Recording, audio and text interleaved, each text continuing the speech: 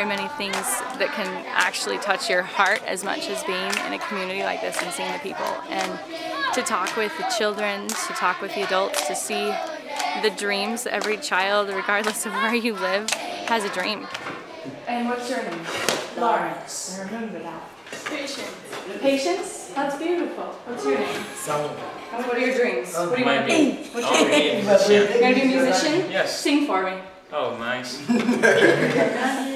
English. I have to sing English. Will your uncle in the storm of life? When the crowd unfold their rings all strike. When the strong tide left and the cable stream, will your uncle brave or firm remain?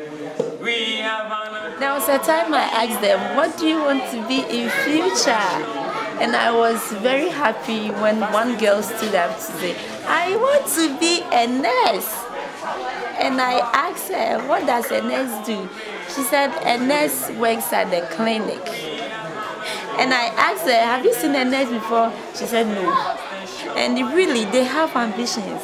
Some wanted to be soldiers, some wanted to travel abroad.